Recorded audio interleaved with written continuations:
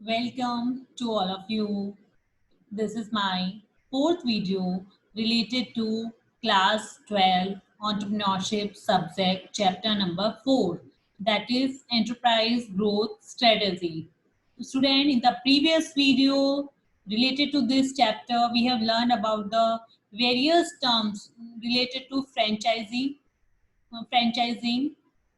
definition of franchising, various merits and demerits of franchising to franchisor or franchisee. We have learned lot of related to this topic. Now student, we are moving the next topic related to external expansion, that is merger and acquisition. uh, in this video we will learn about the various terms related to uh, growth through merger and acquisition, various terms related to it.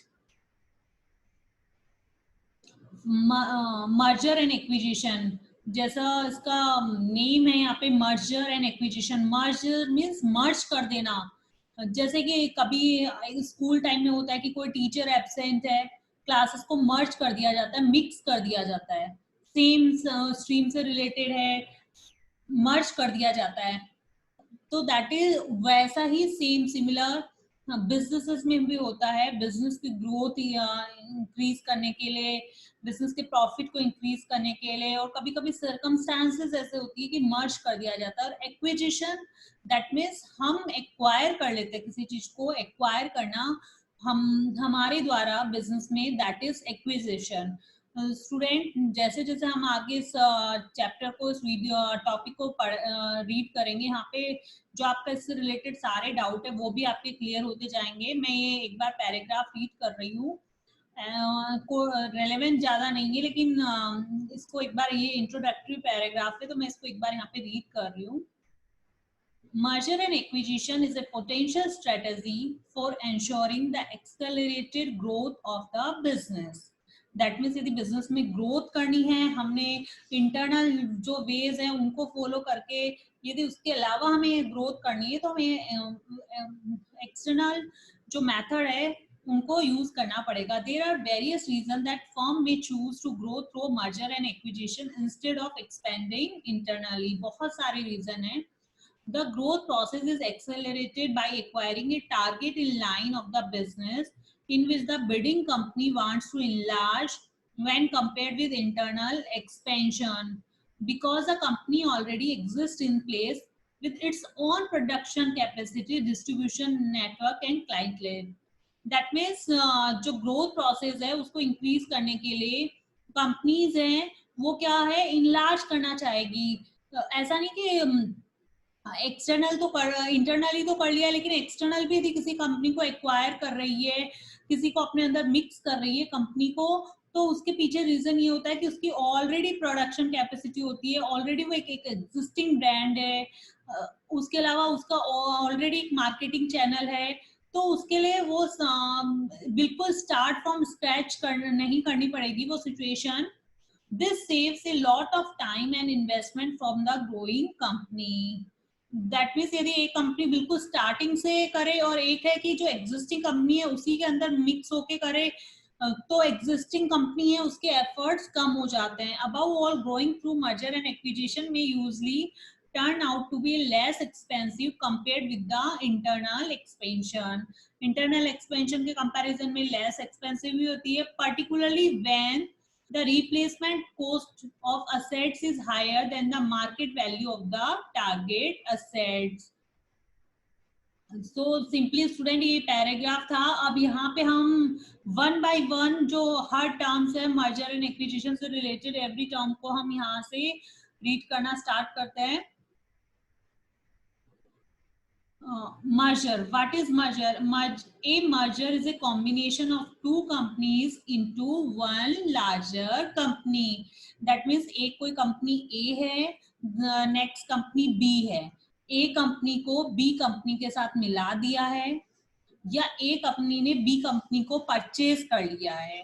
That means इसमें एक दूसरा business involve हुआ है। ऐसा नहीं कि हमने हमारे बिजनेस को एक्सपैंड किया है, हमने किसी दूसरे बिजनेस को हमारे बिजनेस में इन्वॉल्व किया है। सपोज कीजिए एक प्रोडक्ट है बहुत ज्यादा आपको कंपटीशन दे रहा है, दैट मीन्स जो हमारे कस्टमर है बिल्कुल सिमिलर प्रोडक्ट प्रोवाइड कर रहा है हमारे बिजनेस से बिल्कुल सिमिलर, जस्ट लाइक सपोज कीजिए टी प्रोवाइड कर रहे हैं, हम भी टी प्रोवाइड कर रहे हैं, सामने वाले भी कंपनी है जो टी प्रोवाइड कर रही है, तो इस केस में वो हमारे लिए बहुत क्लोज कॉम्पिटिटर है हमारे बिजनेस का।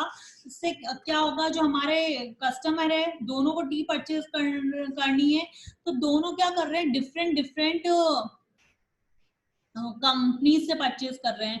तो इस केस में क्या है, यदि हमने उस कंपनी को जो हमारी कॉम्पिटिटर है उसको हम परचेज कर लिया, तो दोनों कंपनीज के कस्टमर्स क्या हो जाएंगे, हमारे हो जाएंगे, और हमारी जो कंपनी का प्रॉफिट है वो क्या हो जाएगा, जस्ट डबल और जस्ट इंक्रीज हो जाएगा। तो यहाँ पे क्या हो रहा है, a merger is a combination of two companies into one larger company. Is it clear?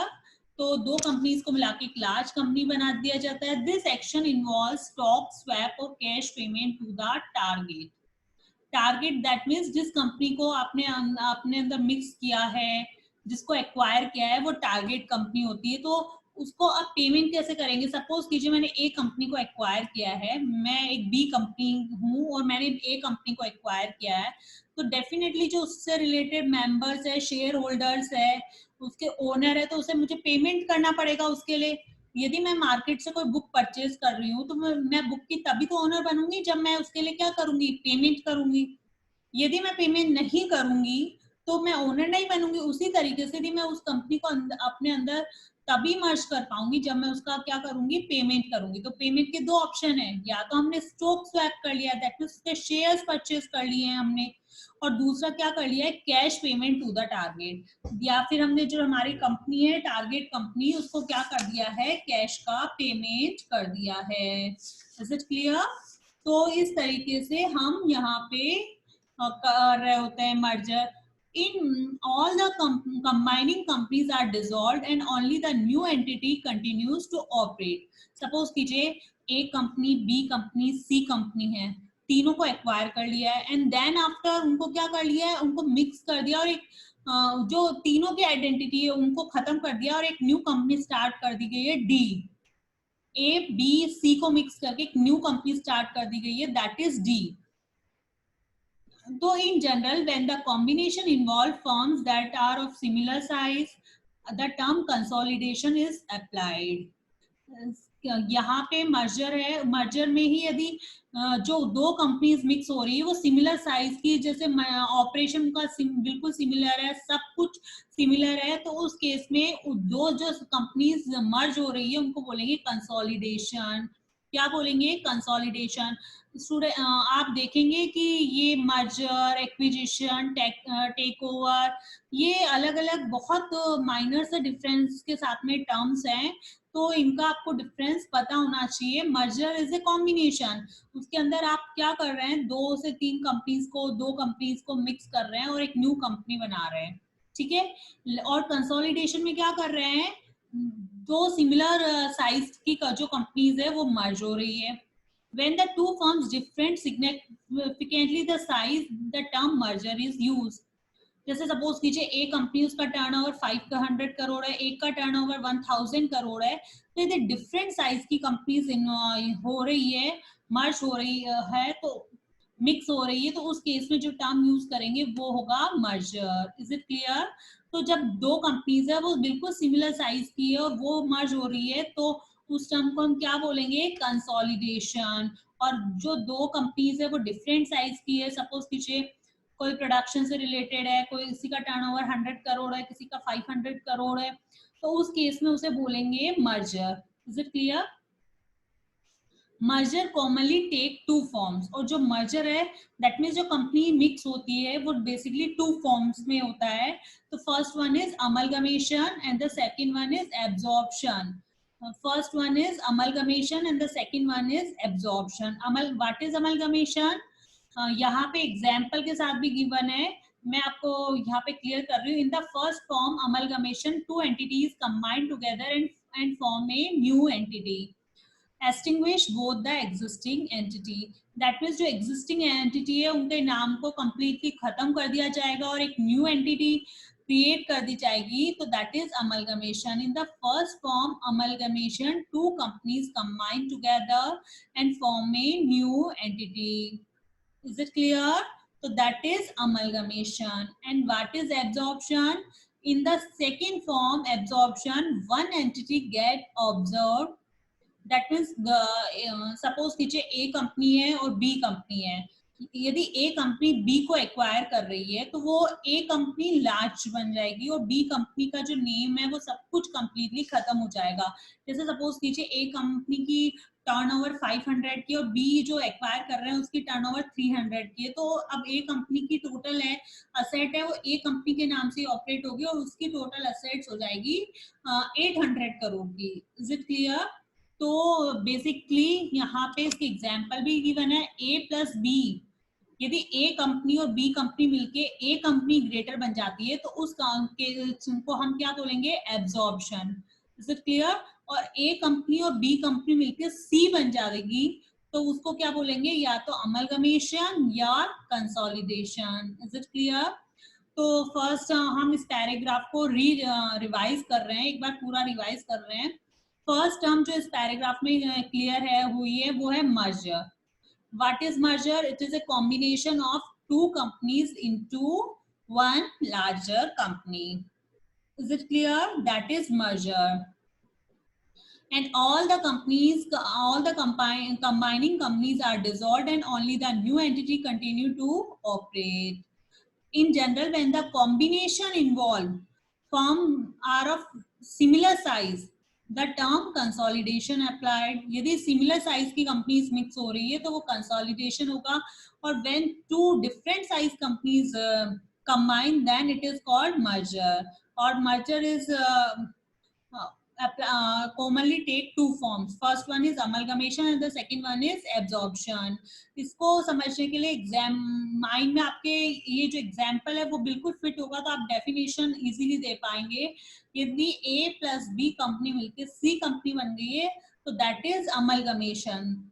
अब मैं यदि मुझे ये पता है तो मैं इसका जो डेफिनेशन है वो भी इजीली राइट कर सकती हूँ. यहाँ पे two entities combined together in A form a new entity extinguish both the existing entities. जो एग्जिस्टिंग एंटिटीज है उनकी आइडेंटिटीज खत्म हो गई है, अब वो कंप्लीट किस में कन्वर्ट हो गई है? न्यू कंपनी में कन्वर्ट हो गई है. Is it clear? और नेक्स्ट है फर्स्ट वन हमारे यहाँ पे अमलगमेशन देखा था. Second one is absorption. One entity get absorbed into another.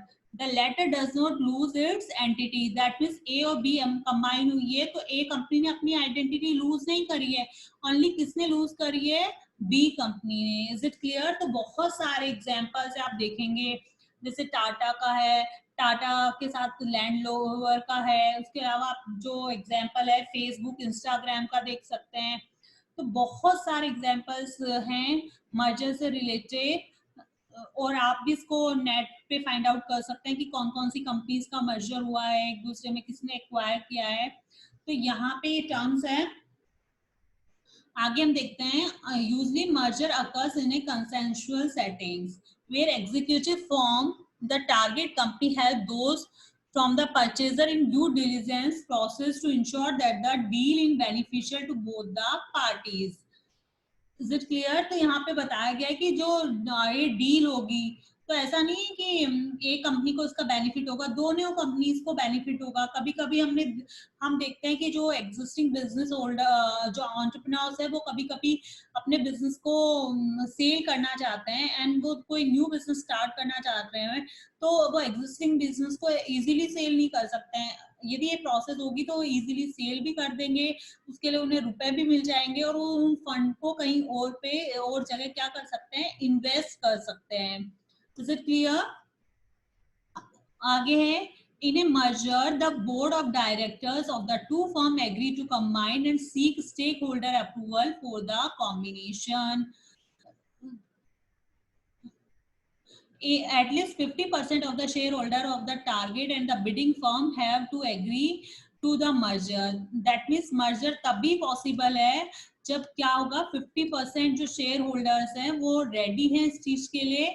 तो यहाँ पे बोला गया है in a merger the board of directors of the two firm that businesses, जो firm is businesses agree to combine, उनके board of directors agree हैं उस चीज को combine होने के लिए business के लिए, and seek stakeholders approval for the combination. उस stakeholders ने उसके लिए क्या किया दिए, approve कर दिया है. In most cases at least 50% of the shareholders of the target and the bidding firm have to agree to the merger. Target कौन सी business हुआ, जो firm सेल हो रही है, और बिडिंग फर्म दैट मींस जो उसको एक्वायर कर रही है, तो उनके एटलीस्ट 50% शेयर होल्डर्स क्या होने चाहिए, रेडी होने चाहिए. क्योंकि बहुत सारे लोग हैं, उनको ये चीज अच्छी भी नहीं लगती, कुछ लोगों को है ये अच्छी लगेगी. तो यदि 50% अप्रूवल नहीं होगी तो डिस्प्यूट अराइज होने के चांसेस ज्यादा हो सकते हैं. तो इस केस में यदि हमें डिस्प्यूट से बचना है तो 50% शेयर होल्डर्स उस चीज के लिए रेडी होने चाहिए. Is it clear? अब टाइप ऑफ मर्जर्स के बारे में हम यहाँ पे स्टडी करेंगे. तो हम यहाँ पे देखेंगे कि टोटल 5 टाइप्स है मर्जर के. टोटल जो मर्जर्स के टाइप है वो है 5 type. First one is conglomerate, second one is horizontal, third one is market extension, next one is vertical, and then last one is product extension. So यहाँ पे total 5 type of merger है. First one, conglomerate merger. Second one is horizontal merger. Third is market extension merger. And the fourth one is vertical merger. And the fifth one is product extension merger. अब हम जो ये mergers हैं उनके types के बारे में one by one यहाँ पे स्टडी करेंगे. First one is first one type is conglomerate merger. ये कब होता है, a merger between firms that are involved in totally unrelated business activities. There are two type of conglomerate merger, pure and mixed. Pure conglomerate merger involves firms with nothing in common, while mixed conglomerate merger involves firms that are looking for product extension or market extension type. Is it clear? तो यहाँ पे हम देख रहे हैं conglomerate merger. That means यदि merger हो रहा है और वो दो कंपनीज एक दूसरे से किसी भी फॉर्म में किसी भी टोटली अनरिलेटेड है. जैसे मैं बोलूँ लैपटॉप बिजनेस है और वो ड्रेस मटेरियल बिजनेस से मर्ज हो रहा है, तो दैट मीन्स उनका कोई भी मतलब नहीं. यदि लैपटॉप मर्जर बिजनेस हो सकता है, इलेक्ट्रिक इक्विपमेंट से हो जाता है, उसके जो पार्टिकल्स है उससे रिलेटेड बिजनेस से हो जाता. लेकिन यदि अनरिलेटेड बिजनेस से मर्ज हो रहा है तो that is conglomerate merger. Is it clear? जैसे जो बुक्स है उसका आइसक्रीम मेकिंग बिजनेस से हो रहा है, तो इस तरीके से. तो a merger between firms that are totally unrelated business activities. Is it clear? Or there are two type of conglomerate merger. First one is pure conglomerate merger.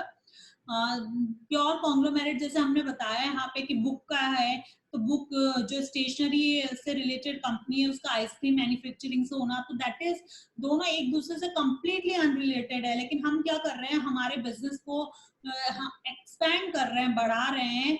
कुछ भी रीजन हो सकता है कि हम जो भी पूरा फंड है हो सकता है एक ही फील्ड में इन्वेस्ट ना करना चाहे, तो क्या कुछ भी रीजन हो सकता है. तो pure conglomerate that means the two business firms that are totally unrelated to each other. And the mixed conglomerate merger involves firms that are looking for product extension or market extension. That means suppose कीजिए मैं eatable products है, FMCG में eatable product है, तो जैसे Maggi sauce बना रहे हैं, मैगी नूडल्स बना रहे हैं, उसके अलावा मैगी से जो पास्ता से रिलेटेड है, पास्ता उससे, या फिर सपोज कीजिए एक दूसरे से के जो बिजनेस है उसमें फर्दर हेल्प के लिए यदि हम एक दूसरे से मर्जर कर रहे हैं, प्रोडक्ट एक्सटेंशन. जैसे सपोज कीजिए हमारे ही ब्रांड के अंदर में हम और प्रोडक्ट्स को इन्वॉल्व कर रहे हैं, तो वो आ जाएगा प्रोडक्ट एक्सटेंशन में. मार्केट एक्सटेंशन दैट मीन्स ये हमारे मार्केट एक्सटेंशन दैट मीन्स हमारे प्रोडक्ट को सेल कर, अभी हम जयपुर में कर रहे हैं, अब हो सकता है इस फर्म से हम यदि मर्ज हो जाए या हमारे अंदर में आ जाए, तो अब हो सकता है अब हमारे प्रोडक्ट जोधपुर, उदयपुर, बहुत सारे एरियाज में सेल होना स्टार्ट हो जाए। तो बेसिकली यहाँ पे हमने कॉन्ग्लोमेरेट की डेफिनेशन देखी है और उसके टाइप्स देखे हैं और उनके स्टडी करी है। एग्जाम्पल गिवन है, a leading manufacturer of athletic shoes merged with a soft drink firm. That means athletic shoes merged with soft drink firm. That means totally they are unrelated to each other. कोई किसी से कोई connection नहीं है, तो they are totally unrelated to each other. ये वाले जो मर्जर के टाइप है, आगे आप एक्विजिशन के टाइप्स पढ़ेंगे, तो यदि आपके माइंड में एग्जाम्पल फिट रहेगा तो इजीली आप उसकी डेफिनेशन भी इजीली लिख सकते हैं, कोई प्रॉब्लम क्रिएट नहीं होगी। The resulting companies faced with the same competition in each of its two market after the merger as the individual firm before the merger. That means हम देखते हैं कि जैसे सपोज कीजिए, मैंने टी कंपनी का एग्जांपल दिया था, लिप्टन है, उसके अलावा टाटा टी है, ये दोनों कंपनीज मर्ज हो गई हैं। ब्रुक बॉन्ड है, ब्रुक बॉन्ड कंपनी और लिप्टन दो अलग अलग कंपनीज थी, अब दोनों मर्ज हो गई है। तो अब क्या हुआ है, दोनों के कस्टमर कस्टमर इंक्रीज हो गए और कॉम्पिटिटर, जो दोनों एक दूसरे की कॉम्पिटिटर्स थी, वो खत्म हो गई है। लेकिन यहाँ पे क्या होगा, मर्ज तो हो रहे हैं लेकिन कॉम्पिटिटर्स तो उतने ही रहेंगे। क्यों? क्योंकि एथलेटिक शूज भी अपना काम करेंगे और जो सॉफ्ट ड्रिंक कंपनी है वो भी मैन्युफैक्चर करेगी। तो the resulting companies faced with the same competition in each of its two market after the merger as the individual firms before the merger. One example of a conglomerate merger was the merger between Walt Disney company and the American Broadcasting Company. Walt Disney basically is related to theme park and American Broadcasting Company. तो ये दोनों एक दूसरे से unrelated है, ऐसा merger होता है, तो that is conglomerate merger. Next one is horizontal merger. Horizontal merger, that means जो हमारी competitor company है उसको हमने क्या कर लिया है, अपने अंदर में merge कर लिया। आपने अभी देखा होगा कि वोडाफोन, बहुत सारी कंपनीज जो टेलीकॉम सेक्टर है वो एक दूसरे को मर्ज कर लेती है, ताकि जो कंपटीशन है वो क्या हो जाए, खत्म हो जाए। वो जो कंपनी आपको कंपटीशन दे रही थी, अब वो आपके अंदर मर्ज हो जाएगी, तो आपकी जो प्रोडक्ट की सेल है, कॉमन नाम से जिससे सेल करेंगे, तो वो सेल इंक्रीज हो जाएगी। इसके अलावा जो आपका अल्टीमेटली जो प्रॉफिट है वो इंक्रीज हो जाएगा। जैसे एक एग्जांपल है और रियल लाइफ में भी है कि जो book bond book Bond tea है और लिप्टन टी है, दोनों टी प्रोवाइड करती है जिससे हम लिक्विड टी बनाते हैं, दोनों टी प्रोवाइड करती है और दोनों एक दूसरे के अंदर मर्ज हो गई है। दोनों क्या कर रही थी, बिल्कुल सिमिलर प्रोडक्ट प्रोवाइड कर रही है। हॉरिजॉन्टल इज बेसिकली एक इस तरीके से होता है, तो that means similar product provide कर रहे हैं और वो कंपनीज एक दूसरे को मर्ज कर रही है, तो that is horizontal merger. A merger occurring between companies in the same industries. Horizontal merger is a business consolidation that occurs between the firm which operate in the same space, often as competitor offering the same goods or services. Is it clear? तो goods और services क्या कर रहे हैं, common goods और services provide कर रहे हैं। Horizontal merger are common in industries with fewer firms as competition tend to be higher and the synergies and potential gain in the market share are much greater for merging firms in such industries. अब क्या होगा, यदि मर्ज हो जाएंगी तो उसके बाद में क्या हो जाएगा, मर्ज होने के बाद में जो प्रॉफिट है, मार्केट शेयर है, वो उस कंपनी का इंक्रीज हो जाएगा। सपोज कीजिए जो जो लिप्टन है वो सपोज कीजिए कुछ स्टेट्स को कवर कर रही है, ब्रुक बॉन्ड कुछ स्टेट को कवर कर रही है। मर्ज होने के बाद में क्या है, एंटायर स्टेट जो इंडिया के हैं वो कवर हो जाएंगे। तो यहाँ पे एग्जाम्पल भी गिवन है, merger between Coca Cola and the Pepsi beverages division for example would be horizontal in nature. Coca Cola भी एयरेटेड ड्रिंक्स प्रोवाइड करती है, तो पेप्सी भी यही एयरेटेड ड्रिंक्स प्रोवाइड करती है। तो इस केस में मर्जर होता है, तो that is called horizontal merger. तो स्टूडेंट आप हम जब केस स्टडी सॉल्व करेंगे तो आप देखेंगे कि बहुत सारे एग्जांपल्स गिवन होंगे इसी तरीके से। मर्जर आपको पता भी पड़ जाएगा, लेकिन उसमें एग्जाम में डायरेक्ट क्वेश्चन पुट अप किया जाता है किस टाइप का मर्जर है, तो आपको फिर आइडिया लगाना पड़ेगा कि इट्स हॉरिजॉन्टल, वर्टिकल, कॉन्ग्लोमेरेट और अदर एक्सेट्रा। तो ये यदि जब तक आपको इनके बीच में डिफरेंस नहीं पता होगा एग्जैक्ट, तो आपके लिए डिफिकल्ट हो जाएगा आइडेंटिफाई करना The goal of horizontal merger is to create a new, larger organization with the more market share. If the merging companies' business operations are very similar, there may be opportunity to join certain operations such as manufacturing and reduce cost. Is it clear? Next one is market extension merger. नाम से पता पड़ रहा है कि हमने जो extension किया है वो बेसिकली मार्केट शेयर को बढ़ाने के लिए किया है. मैंने अभी एक एग्जांपल दिया, टी का एग्जांपल दिया. एक कंपनी है वो सपोज कीजिए 5 to 7 स्टेट्स को कवर कर रही है, दूसरी कंपनी 6 to 7 स्टेट्स को कवर कर रही है. हम दोनों यदि वो कंपनीज मर्ज हो गई है, एक दूसरे के अंदर मर्ज हो गई है, तब जो सेल है वो क्या है, अब वो अब जो कंपनी से न्यू कंपनी बनी है, ए कंपनी और बी कंपनी मिक्स होके जो सी कंपनी बनी है, तो सी कंपनी तो ऑलरेडी क्या कर रही है, उन दोनों जो 7 स्टेट्स दोनों कंट्रीज कवर कर रही थी, दोनों कंपनीज ऑफ टोटल जो सी कंपनी वो कितने स्टेट्स को कवर करेगी, 14 स्टेट्स को कवर करेगी. तो सिंपली जैसा नाम बताता है मार्केट एक्सटेंशन मर्जर, तो वैसा ही इसका डेफिनेशन है. Market extension merger take place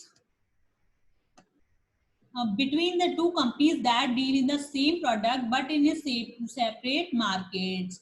The main purpose of the market extension merger is to make sure that the merging companies can get access to a bigger market and ensure a bigger client base. That means जो उसके clients है वो भी क्या हो जाएंगे, ज़्यादा हो जाएंगे, और जो उसका market share है वो भी increase हो जाएगा. यहाँ पे example भी given है. A very good example of market extension merger is the acquisition of Manchester Inc. by the RBC Centura. Eagle Manchester is headquarters. Pensioner's headquarter is Georgia and has 283 workers. It has the almost 90,000 accounts and look after assets worth $1.1 billion. तो ये यहाँ पे case study given है. तो यहाँ पे बताया गया है कि किस तरीके से मार्केट एक्सटेंशन मर्जर से किस तरीके से हेल्पफुल हुई है, किस तरीके से वो जो एंटायर मार्केट है उसको कवर कर रहे हैं. Is it clear? नेक्स्ट हम बात करें, जो नेक्स्ट टाइप ऑफ मर्जर है वो हमारा है प्रोडक्ट एक्सटेंशन मर्जर. नाम क्या है, प्रोडक्ट एक्सटेंशन. क्यों कर रहे होंगे, रीजन है हमारा कि हम हमारे कंपनी के प्रोडक्ट्स को एक्सटेंड करें. जैसे सपोज कीजिए मैगी है, तो मैगी ने कंप्लीट एफर्ट किया होगा, Maggi masala, Maggi soup, Maggi noodles, Maggi sauce. तो इस तरीके से उसने वो क्या किया है, धीरे धीरे कंसिस्टेंटली एफर्ट करके अपने प्रोडक्ट्स को इंक्रीज किया है. लेकिन कभी कभी मर्जर के केस में क्या होता है, सपोज कीजिए ए कंपनी 3 प्रोडक्ट्स को क्या कर रही है, सेल कर रही है, और बी कंपनी डिफरेंट 3 कंपनीज, जो ए कंपनी सेल नहीं कर रही है वो 3 डिफरेंट प्रोडक्ट सेल कर रही है. अब यदि दोनों कंपनीज मिक्स हो गई तो उस केस में क्या होगा, जो अब टोटल कितने प्रोडक्ट सेल कर रही होगी वो कंपनी, टोटल 6 प्रोडक्ट सेल कर रही होगी. अब ऐसा उसको मशीन्स अलग से सेटअप नहीं करनी पड़ेगी, उस प्रोसेस, एम्प्लॉइज को गाइडेंस, न्यू एम्प्लॉइज हायर नहीं करने पड़ेंगे, सब कुछ उसे क्या है मिल गया है. बस उसे उसके लिए क्या करना पड़ा है, पेमेंट करना पड़ा है. जस्ट एक एग्जांपल देते हैं. एक तो आप कहीं जाएंगे, ठीक है, एक तो आप कोई फ्लैट है परचेज कर रहे हैं, और एक नॉर्मल परचेज कर रहे हैं, फुली फर्निश्ड परचेज कर रहे हैं, खुद परचेज करेंगे अनफर्निश्ड, तो सब कुछ चीज आपको क्या करनी पड़ेगी, सेट करनी पड़ेगी. और कुछ चीजें हो सकती है आपके अकॉर्डिंग भी ना हो, एडजस्ट भी ना हो, लेकिन जो फुली फर्निश्ड में क्या होगा, सब चीजें आपको सेट मिलेगी. तो उसी तरीके से प्रोडक्ट एक्सटेंशन मर्जर का बेनिफिट ये रहता है कि हमें ऑलरेडी वो जो प्रोडक्ट चल रहा है सब कुछ हमें स्टैब्लिश मिलेगा. अब हम क्या करेंगे, हमारे नेम से उसको सेल करना स्टार्ट कर देंगे. Is it clear? A product extension merger take place between two business organizations that deal in products that are related to each other and operate in the same market. Market क्या कर रहे हैं, same कर रहे हैं, और जो product है that deal product that are related to each other. The product extension merger allows the merging companies to group together their products and get access to a bigger set of consumers. This ensure that they earn higher profit. Reason क्या है ये सब करने का कि वो क्या कर रहे हैं, हायर प्रॉफिट को अर्न कर रहे हैं. The example given is the acquisition of Mobilink Telecom Inc. by Broadcom is a proper example of product extension merger. Broadcom deals in the manufacturing of Bluetooth personal area network hardware system and the chips for IEEE 802.11b wireless LAN. Mobilink Telecom Inc. deals in the manufacturing of products designed meant for handset that are equipped with the global system for mobile communication technology. It is also in the process of being certified to produce wireless networking chips that have high speed and general packet radio service technology. It is expected that the products of Mobilink Telecom Inc. would be complementing the wireless product of Broadcom. तो that means वो क्या कर रहे हैं, एक दूसरे का product यहाँ पे एक्सटेंशन हुए हैं. आप यहाँ पे कोई दूसरा एग्जाम्पल भी ले सकते हैं. बहुत यदि नेट पे सर्च करेंगे, आप गूगल पे सर्च करेंगे कि जो प्रोडक्ट एक्सटेंशन मर्जर्स के टाइप, तो आप देखेंगे कि बहुत सारे एग्जाम्पल्स हैं. तो बेसिकली हम क्या कर रहे हैं, जो रिलेटेड प्रोडक्ट्स हैं, जैसे सपोज कीजिए जो एक दूसरे से रिलेटेड प्रोडक्ट है किसी भी फॉर्म में, तो वो स्टार्ट कर दे, वो सेल करना स्टार्ट कर दे, तो that is product extension merger. Next one is vertical merger. Next one is vertical. Vertical क्या होता है, सबसे top then bottom, that is vertical merger. तो हमने इसके बारे में क्लास 11th में भी पढ़ा है. जब हमने मार्केट एक्सटेंशन स्ट्रेटेजीज के बारे में पढ़ा था, तो वर्टिकल हमने स्टडी किया था. वर्टिकल में क्या होता है, जो एग्जिस्टिंग कंपनी है वो या तो जो रॉ मटेरियल प्रोवाइड कर रही है, सप्लाई करती है, उस कंपनी को एक्वायर कर ले, या फिर फिनिश गुड्स जो सप्लाई कर रही है उस कंपनी को क्या कर ले, एक्वायर कर ले. तो ये होता है वर्टिकल मर्जर. क्यों करते हैं, सपोज कीजिए हमें रॉ मटेरियल कोई दूसरी कंपनी प्रोवाइड करती है, कभी डिले हो जाता है, कभी प्राइसेस हाई हो जाती है, कभी हो सकता है कोई रीजन से सप्लाई नहीं होती. अब क्या करेंगे, यदि हम खुद परचेज कर लेंगे तो जो प्रॉफिट हमें और कम रेट में वो अवेलेबल हो जाएगी, हमें टाइमली अवेलेबल हो जाएगी. तो ये होगा इसका बेनिफिट है वर्टिकल मर्जर का. तो basically a merger between two companies producing different goods और services for one specific finish product. दोनों का टारगेट क्या है, एक ही स्पेसिफिक फिनिश गुड प्रोवाइड करना. सपोज कीजिए जो एक बिस्किट मैन्युफैक्चरिंग है, तो व्हीट वगैरह जो फ्लोर है उससे रिलेटेड, जो बिस्किट से रिलेटेड वेरियस इंग्रेडिएंट्स है वो प्रोवाइड करने वाली इंडस्ट्री, या मार्केटिंग जो उसकी मार्केटिंग करती है उस इंडस्ट्री से कनेक्ट हो जाए, तो ये vertical merger between two companies producing different goods और services for one specific finish product. A vertical merger occurs when two or more firms operating in different level within industry supply chain more operations. तो level क्या है, different level पे involve है. कोई raw material provide करा रहा है same product के लिए, कोई क्या कर रहा है, फिनिश गुड्स सेल करने में हेल्प कर रहा है. सपोज कीजिए क्लोथ है, तो सबसे पहले कोई क्लोथ प्रोवाइड कर रहा है, देन आफ्टर कोई इस पे हो सकता है एम्ब्रॉयडरी वर्क कर रहा है. तो कर रहे हैं, एक ही प्रोडक्ट के लिए वो वर्क कर रहे हैं, तो ऐसा एक्वायर करना business is called vertical merger. Most often the logic behind the merger is to increase synergies created by merging firms that would be more efficient operating as one. That means अब जो दो different companies है, अब वो एक company बन जाएगी, तो उनकी एफिशिएंसी है वो भी क्या है, इंक्रीज हो जाएगी. जैसे टाइम पे वर्क को सबमिट करना, प्रॉफिट है ज्यादा प्रॉफिट अर्न करना, गुडविल इंक्रीज करना. So that is all vertical merger. A vertical merger example given है यहाँ पे, vertical merger joins two companies. They may not compete with each other but exist in the same supply chain. That means या तो raw material provide करा रही है हमें, या finished goods provide कर रही है. An automobile company join with a part supplier. That means जो ऑटोमोबाइल कंपनी है या कार मैन्युफैक्चरिंग कंपनी है जो उसके पार्ट सप्लाई कर रही है, उस कंपनी के साथ में भी हम देखेंगे मर्ज हो रही है, तो that is vertical merger. Such a deal would allow the automobile division to obtain better pricing on parts and have better control over the manufacturing process. The part division in turn would be guaranteed a steady stream of business. Is it clear? Synergy, the idea that the value and the performance of two companies combined will be greater than the sum of separate individual part in one of the reason of companies merged.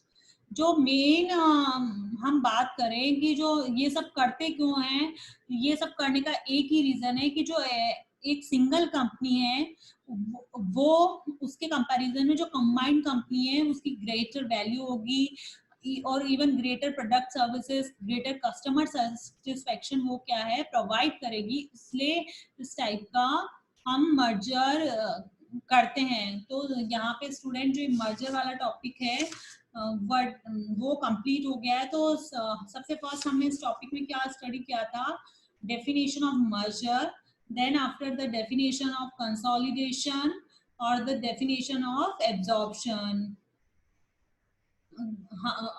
ये definition हमने यहाँ पे study की. Then after we will move the types of merger, that is conglomerate, horizontal, vertical merger, market extension merger and the product extension merger. तो basically हम देखेंगे conglomerate merger क्यों कब होता है, जब when two unrelated firm merge with each other, then in that case conglomerate merger will happen. Horizontal merger, that means the competitors firm merge with each other. Horizontal merger. Market extension merger, the reason behind of market extension merger is increase the market share of business, increase the market area of goods. Next is vertical merger, that means this merger between two companies producing different goods or services to a particular finished good or related to the supply chain, then vertical merger will happen. And the next one is product extension merger. Product extension merger will happen when companies want to increase their products, then it will be happen. So student, merger topic have been completed here. Now student, we are moving the next topic, that is acquisition. In the video we have learned about acquisition. Acquisition is basically acquisition, that means acquire करना, किसी को acquire करना, purchase करना किसी company को. हम देखेंगे कि अभी तक आपको लगेगा ये दोनों बिल्कुल सिमिलर टर्म है लेकिन इनमें डिफरेंसेस है. व्हाट इज एक्विजिशन, हम इसको यहाँ पे रीड करेंगे और इसके बारे में हम देखेंगे.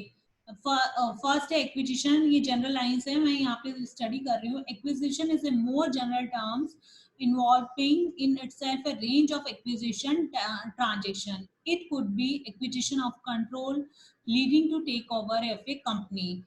It could be acquisition of tangible asset, intangible assets, right, and other kind of obligation. They could also be independent transaction and may not lead to any kind of takeovers or mergers. What is acquisition? Simply meaning है acquire करना, किसी चीज को, किसी business को purchase करना. तो एक कॉर्पोरेट एक्शंस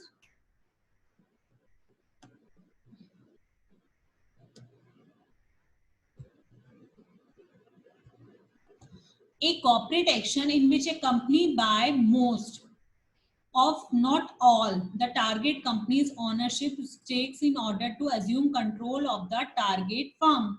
दैट मीन्स जो परचेजिंग कंपनी है वो ऑलमोस्ट जो सामने वाली कंपनी है उसका क्या कर लेती है, उसका शेयर परचेज कर लेती है, उसकी असेट्स को परचेज कर लेती है, मतलब कंप्लीट परचेज नहीं करती है लेकिन मोस्ट ऑफ द एक्सटेंट वो उसके पार्ट को, कंपनी के पार्ट को क्या कर लेती है, परचेज कर लेती है। तो एक corporate action in which A company by most of not all of the target company's ownership stake in order to assume control of the target firm। तो दैट मीन्स टारगेट कंपनी कौन है, जिस company से वो share क्या कर रही है, उस कंपनी का शेयर एक्वायर कर रही है, कंप्लीट नहीं कर रही है, partial. Acquisition are often made as a part of company's growth strategy whereby it is more beneficial to take over an existing firm operation and niche compared to expanding on its own।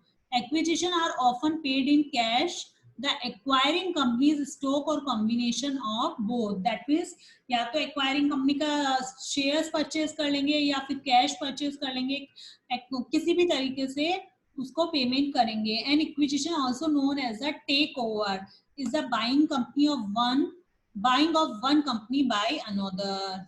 Is it clear?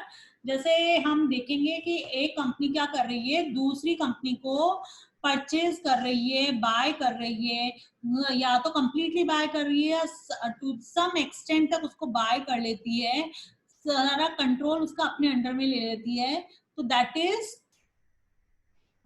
that is acquisition। is it clear? Here now we are reading about the various type of acquisition। First one is friendly acquisition. जैसे हमको नाम से पता है, नाम यहाँ पे क्या बोला गया है, फ्रेंडली एक्विजिशन। दैट मीन्स दोनों में एक्विजिशन जो हुआ है फ्रेंडली टर्म्स में हुआ है। दैट मीन्स यदि एक कंपनी दूसरे कंपनी को परचेज कर रही है तो ऐसा नहीं कि दोनों के बीच में कोई डिस्प्यूट हो गया है, कोर्ट केस हो गया है, वो आपका पेमेंट नहीं कर पा रही है, ऐसा कोई भी सिचुएशन नहीं हुई है। एक फ्रेंडली टर्म पे वो आपको बिजनेस को एक्वायर कर रही है, तो that is friendly acquisition. Both the companies approve the acquisition under friendly term, there is no forceful acquisition and the entire process is cordial। that means with the coordination से हुई है, कोई भी forceful work नहीं हुआ है, तो that is friendly acquisition। next one is reverse acquisition। reverse, that नाम क्या है, reverse। तो दैट मीन्स क्या होगा, जनरली आप देखते हैं कि गवर्नमेंट जो बैंक लोन की बात करें या अदर बात करें, तो हम देखेंगे कि जनरली पब्लिक जो गवर्नमेंट है, पब्लिक कंपनीज है, वो प्राइवेट को परचेज कर लेती है। लेकिन यहाँ पे हम देखेंगे कि जो प्राइवेट कंपनी है वो क्या करेगी, पब्लिक कंपनी को क्या कर लेगी, टेक ओवर कर लेगी। तो फर्स्ट वन नेम क्लियर है, first one is friendly acquisition. That means both the company approve of the acquisition under friendly terms. There is no acquisition and the entire process is cordial। Is it clear? Next one is reverse acquisition. That means a private company take over a public company. Private company ने किसको take over कर लिया है, public company को take over कर लिया है। Acquisition को हम टेक ओवर भी बोल सकते हैं। तो यहाँ पे इससे वर्ड यूज हुआ है, a private company take over a public company. Back flip acquisition, back flip acquisition जो इसका थर्ड टाइप है, इसमें क्या होता है, ए वेरी रेयर एक्विजिशन होता है। ऐसा मतलब ऑलमोस्ट ना के बराबर देखा जाता है, लेकिन ऐसा भी एक्विजिशन हो सकता है। A very rare acquisition in which purchasing company becomes a subsidiary of the purchase company। purchasing company क्या बन जाएगी, subsidiary of the purchase company। that means purchase company है, दो थिंग्स है यहाँ पे, पहले आपको पता क्लियर होना चाहिए। First one is purchasing company and the second one is purchase company. Purchase company कौन है, जिसको आप क्या कर रहे हैं, परचेज कर रहे हैं। और परचेजिंग कंपनी कौन है, वो कंपनी है जिसने परचेज कंपनी को क्या किया है, खरीदा है। तो purchasing company is a company who purchase another company, another firm, another business. And purchase company कौन है, जिसने अपने आप को क्या किया है, सेल किया है परचेजिंग कंपनी में। तो बेसिकली आप देखेंगे कि जो परचेज कंपनी, हम अभी तक यही सोचते हैं कि लो है या पावर कम है या उसका उन्हें पे नहीं किया है कोई भी पेमेंट। लेकिन यहाँ पे क्या है, जो परचेजिंग कंपनी, जो कंपनी परचेज कर रही है वो क्या कर रही है, जो परचेज कंपनी की सब्सिडरी बन रही है। दो पार्ट होते हैं, मेन कंपनी और एक सब्सिडरी, मतलब उसकी स्मॉलर कंपनी बोल सकते हैं या उसकी सपोर्टिंग कंपनी। तो जो परचेजिंग कंपनी है वो परचेज कंपनी की सब्सिडरी बन रही है, तो that is backflip acquisition. Next one is hostile acquisition. What is hostile? Hostile simply meaning होता है कि डिस्प्यूट हो गया बिजनेसेस में, गवर्नमेंट का ऑर्डर आ गया है कि हाँ आप इस कंपनी को अपने अंडर में ले सकते हैं, तो दैट इज होस्टाइल। मतलब जो एक्विजिशन हुआ है, टेक ओवर हुआ है एक दोनों के बीच में, वो फ्रेंडली मैनर में नहीं हुआ है। Here, as the name suggests, the entire process is done by force. The smaller company is either driven to such a condition that it has no option but to say yes to the acquisition to save its skin, or bigger company just buy off all its shares, thereby establishing majority and hence initiating the acquisition. So that means इस entire para से क्या समझ में आया कि entire process is done by force. That means हमको खुद को सेल करने की इच्छा नहीं है, हम नहीं होना चाहते हैं, लेकिन फिर भी क्या है, गवर्नमेंट का ऑर्डर आ गया है या हम सपोज कीजिए सामने वाले बिजनेस का पेमेंट नहीं कर पा रहे हैं, तो जो भी वर्क हुआ है बाय फोर्स हुआ है, the smaller companies either driven to such a condition, मतलब इस सिचुएशन में चल जाती है that it has no option but to say yes, उसके पास में कोई ऑप्शन नहीं रहता है, उसे यस ही करना पड़ता है to the acquisition to save its skin, और the bigger company just buy of all its shares. तो बिगर कंपनी क्या कर लेती है, उसके जो सारे शेयर्स है उनको परचेज कर लेती है, there by establishing majority and hence initiating the acquisition. और जब सारे शेयर्स परचेज कर लेंगी तो धीरे धीरे क्या हो जाएगा, एक्विजिशन स्टार्ट हो जाएगा। Is it clear? तो अभी हमने यहाँ पे जो डेफिनेशन, यहाँ पे हमने एक्विजिशन के बारे में स्टडी किया है, जो टाइप्स ऑफ, तो अभी तक हमने जो वेरियस टाइप ऑफ एक्विजिशन है उनके बारे में स्टडी किया है। तो एक्विजिशन की क्या डेफिनेशन हमने देखी थी, an acquisition is when one company purchase most or all of another company's shares to gain control of that company. तो दैट मीन्स एक्विजिशन के लिए क्या कर रहे हैं, वो उस कंपनी के शेयर्स परचेज कर रहे हैं ताकि वो कंपनी है वो जो भी वर्क है वो इंडिपेंडेंटली ना कर पाए, उसको सारे डिसीजंस जो भी लेगी तो प्रायर अप्रूवल हमारी लेनी पड़ेगी, तो या तो हम उसके मोस्ट शेयर्स परचेज कर लेते हैं या फिर ऑल सारे शेयर्स परचेज कर लेते हैं। तो an acquisition is when one company purchases most or all of another company's shares to gain control of that company.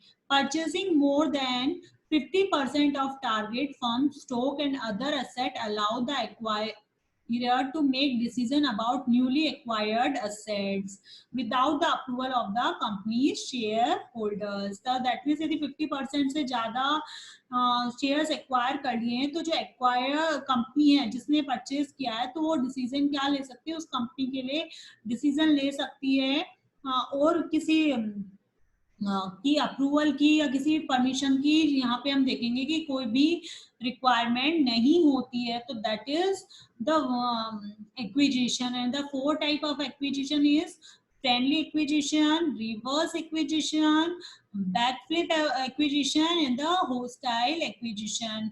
Friendly acquisition, that means the acquisition in a friendly manner. Reverse acquisition, private company take over a public company. Backflip acquisition, a very rare case of acquisition in which the purchasing company becomes a subsidiary of purchase company. Hostile acquisition, the entire process is done by force. The smaller company is either driven to such a condition that has no option but to say yes. Is it clear? So these are the four types of acquisition. Now student, we are moving the next topic, that is reason for merger and acquisition. That means हम हमारे business में दूसरे business को क्यों मर्ज कर रहे हैं, क्यों एक्वायर कर रहे हैं, उसके क्या क्या रीजंस हो सकते हैं, हम उन रीजंस के बारे में यहाँ पे स्टडी कर रहे हैं। तो यहाँ पे हम इसके बारे में देखेंगे. While one often hears CEOs saying that M&A are inspired by desire to diversify or achieve higher growth rate, the reasons could be varied.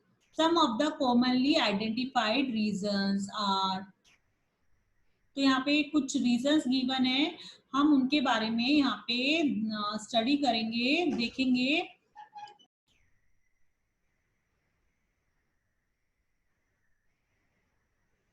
First है सिनर्जी. बेसिकली हम सिनर्जी है सबसे फर्स्ट वर्ड है यहाँ पे, जो फर्स्ट रीजन है.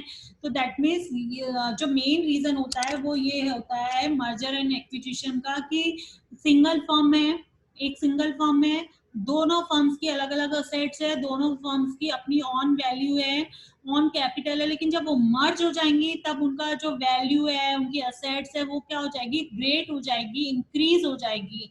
तो synergy is basically related to the largest shares. So synergy is the most essential component of merger. In merger, synergy between the participating firms determine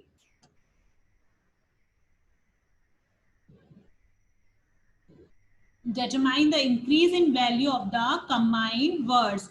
In other words, जो synergy की definition given है, it refers to the between the value of the combined firm and the value of the sum of the participating firm. Synergy occurs in the form of revenue enhancement, cost saving, etc.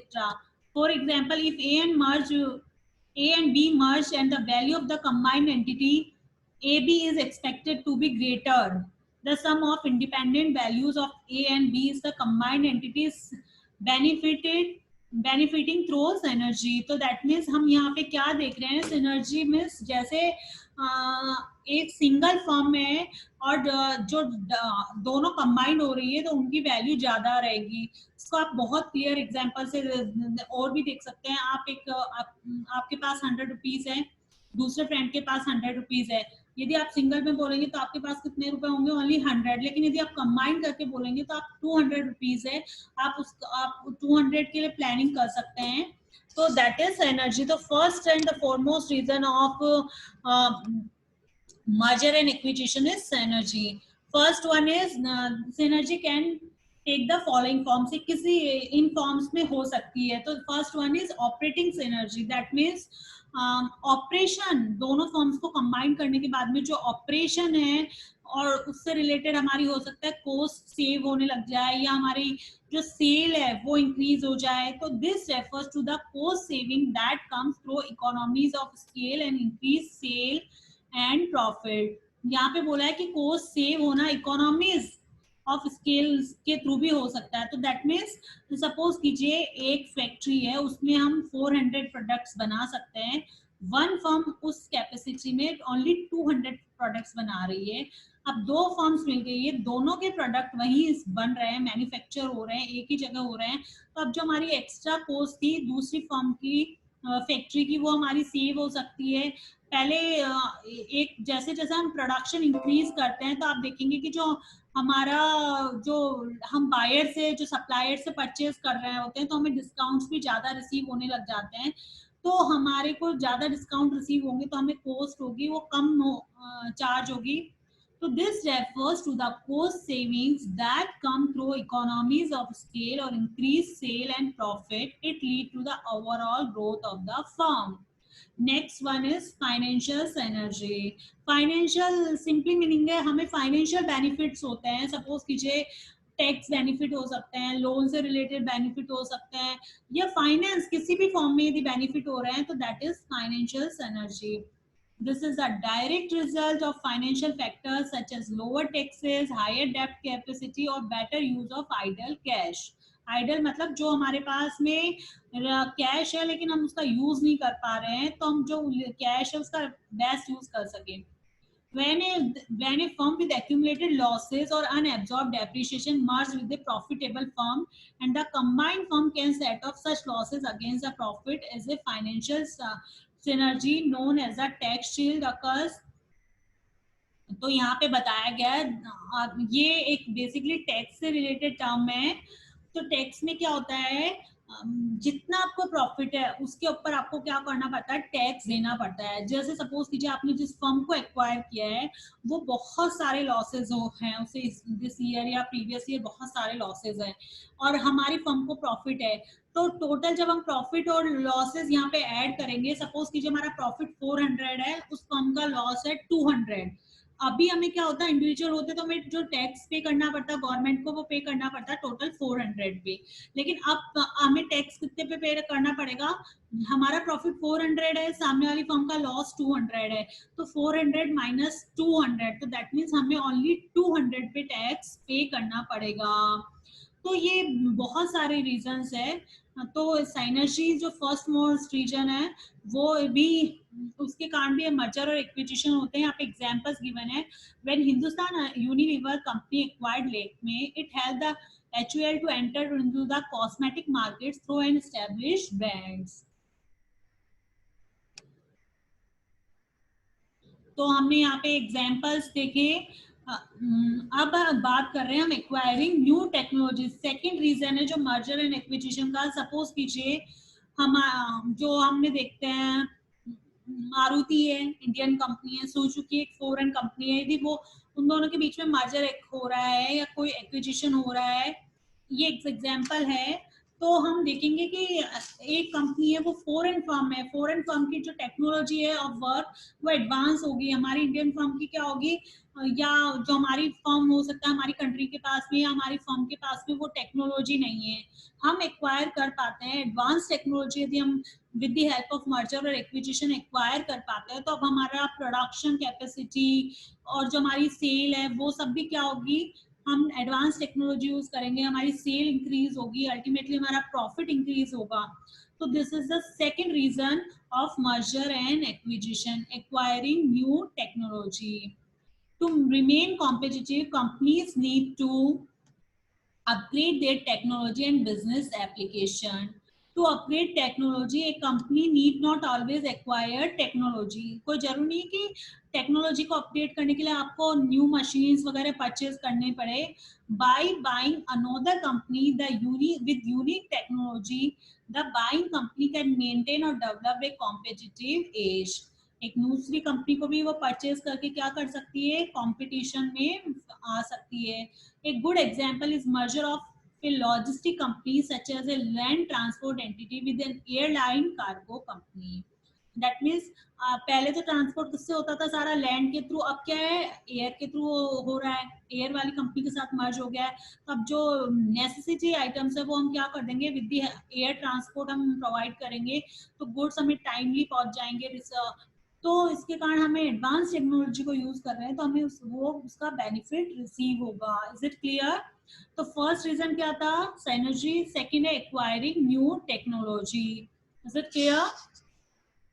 Next है improve profitability. पहले हमारा profit limited था, अब हमने suppose कीजिए merger और acquisition कर लिया है, अब हम उस फर्म के रिसोर्सेज जो हमने फर्म एक्वायर किए उसके रिसोर्सेज को भी क्या कर रहे हैं, यूज कर रहे हैं। तो अल्टीमेटली जब हम डबल रिसोर्सेज को, डबल एसेट्स को यूज करेंगे तो हमारा प्रॉफिट भी क्या होगा, इंक्रीज होगा।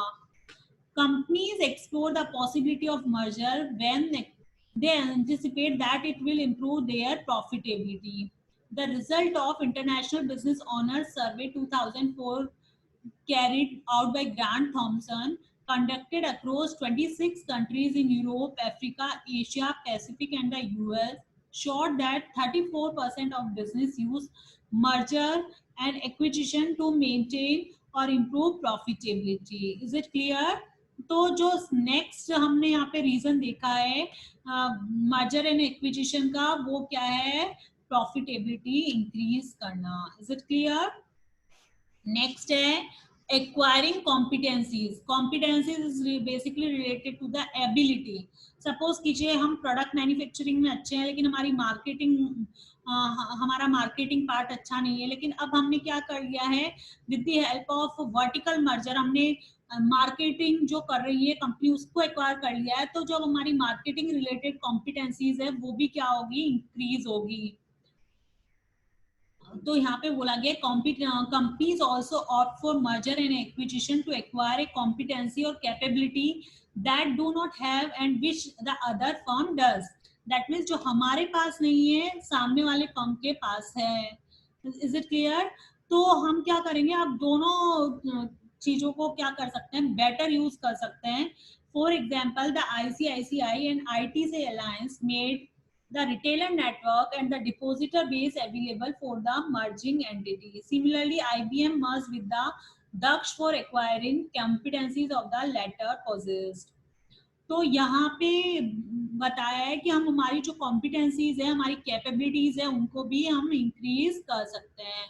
नेक्स्ट वन है entering into new market. Suppose कीजिए हम यदि हमारी जो कंपनी है वो हो सकता है हम एंटायर ओनली इंडिया को कवर कर रहे हैं, लेकिन हमने जो मर्जर एंड एक्विजिशन एक फॉरेन कंपनी के साथ किया है, तब हो सकता है हम फॉरेन मार्केट को भी क्या कर रहे हैं, इजीली कवर कर पा रहे हैं. हमें जो बहुत सारे, एक तो हम स्टार्ट करते बहुत सारी हमें एडवर्टाइजमेंट प्रमोशंस मेथड यूज करने पड़ते, उसके बाद में हमें बहुत सारे जो foreign government rules and regulation follow करने पड़ते. Then after it is possible for us to sell products in foreign market. अब क्या होगा, हमने फॉरेन कंपनी को अपने अंदर मर्ज किया है, एक्वायर किया है, और अब हम क्या कर रहे हैं, इजीली मार्केट में वो प्रोडक्ट्स क्या कर रहे हैं, सेल कर रहे हैं. तो merger often looked upon as a tool for hassle-free entry into new market. Under normal condition, a company can enter a new market but may have to face stiff competition from the existing companies and may have to battle out for a share in the existing market. However, if the merger route is adopted, one can enter the market which with greater case and avoid too much competition. For example, the merger of Orange, Hutch and Vodafone took place to achieve this objective. Is it clear? Next one is access to funds. एक company के पास में limited fund होंगे, यदि दूसरी company को वो merger acquire कर रहे हैं तो वो दूसरी जो कंपनी है उसके भी रिसोर्सेज क्या हो जाएंगे, उस कंपनी के हो जाएंगे, परचेजिंग कंपनी के हो जाएंगे वो रिसोर्सेज, परचेज कंपनी के रिसोर्सेज भी परचेजिंग कंपनी के हो जाएंगे. अब उसके जो रिसोर्सेज इंक्रीज हो जाएंगे, उसका फंड इंक्रीज हो जाएगा, तो वो अब अपने अकॉर्डिंग उस फंड को क्या कर सकती है, इन्वेस्ट कर सकती है. तो often a company find it difficult to access funds from the capital market. This weakness deprives a company of funds to pursue its growth objective effectively. In such case, a company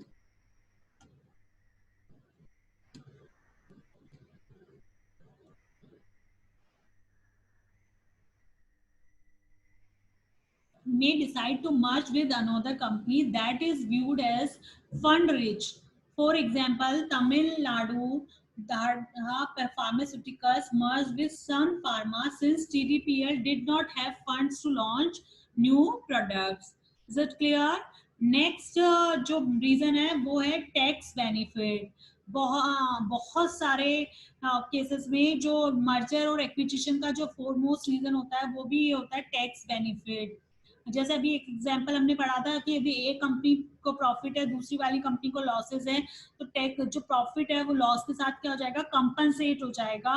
जैसे suppose कीजिए 400 का profit है एक company को, next जो हम जिसको acquire किया उसका लॉस है 200 का, तो 400 माइनस 200, तो दैट मीन्स अब हमें जो टोटल टैक्स पे करना पड़ेगा वो 200 रुपीज पे करना पड़ेगा.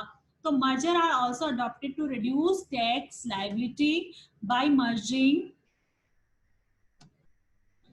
merging with a loss-making entity. A company with high tax liability can set off the accumulated loss of the target against its profit gaining tax benefit. Accumulated loss का meaning होता है जो लॉस इकट्ठा हो जाता है. जैसे टैक्स के पॉइंट ऑफ व्यू से देखें तो फर्स्ट ईयर का लॉस है तो सेकेंड ईयर का लॉस वो एक्यूमुलेट हो जाएंगे, सेकेंड ईयर के लॉस के साथ या प्रॉफिट के साथ थर्ड ईयर का लॉस एक्यूमुलेट हो जाएगा, इकट्ठा होना, दैट इज एक्यूमुलेटेड. तो tax benefit, merger are also adopted to reduce tax liability by merging with the loss making entity. A company with high tax liability can set off the accumulated losses of the target against its profit gaining tax benefits. For example, Ashok Leyland Information Technology was acquired by Hinduja Finance, a group company, so that it could set off the accumulated losses in ALIT books against its profit. So it is a example here. So student ये वाला topic है reasons of merger and acquisition. तो हमने first देखा था synergy, second देखा था acquiring new technology, third one है improve profitability, fourth one acquiring a competency,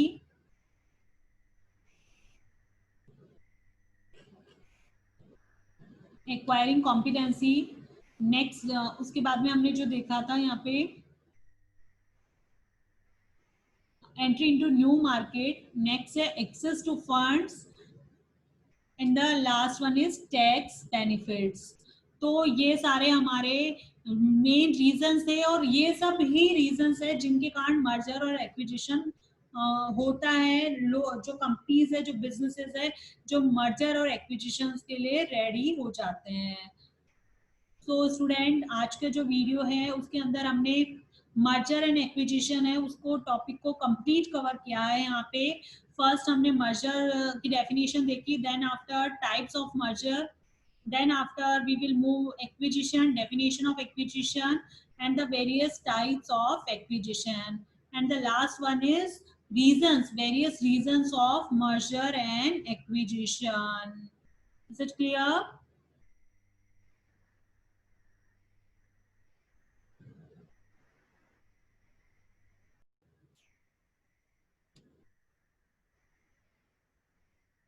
अब स्टूडेंट जो हमारा नेक्स्ट टॉपिक है reason for failure of merger and acquisition. जैसे मैंने आपको ये चैप्टर स्टार्ट भी किया था तब भी मैंने आपको बताया था कि reasons for failure of merger and acquisition है वो वाला जो पार्ट है वो इस साल आपके जो हम बात करें सिलेबस का, इस साल के आपके कोर्स का पार्ट नहीं है क्योंकि this year due to the COVID pandemic CBSE has reduce up to 30% of the course. तो स्टूडेंट यहाँ पे मैं आपको डिलीटेड पोर्शन शेयर कर रही हूँ, यहाँ पे बता रही हूँ आपको. तो आप देखेंगे जो चैप्टर 4 है enterprise growth strategies, enterprise growth strategy chapter 4 है. इसमें जो इस साल आपका कवर नहीं है वो है topic reason for failure of merger and acquisition. जो लास्ट ईयर तक 6 मार्क्स तक कवर होता था वो टॉपिक दिस ईयर आपके जो सब्जेक्ट है या दिस ईयर आपके सिलेबस का वो पार्ट नहीं है. Is it clear? तो स्टूडेंट जो ये मेरा वीडियो है वो यही कंप्लीट हो रहा है. इससे टॉपिक से रिलेटेड आज हमने मर्जर एंड एक्विजिशन के बारे में वेरियस टॉपिक्स के बारे में स्टडीज की है. तो ये मेरा वीडियो यही कंप्लीट हो रहा है. आपको इससे रिलेटेड नोट्स प्रिपेयर करने हैं, इन टॉपिक्स को लर्न करना है और यदि कोई भी किसी से रिलेटेड डाउट है तो you must ask me in live stream classes. Is it clear? Okay students.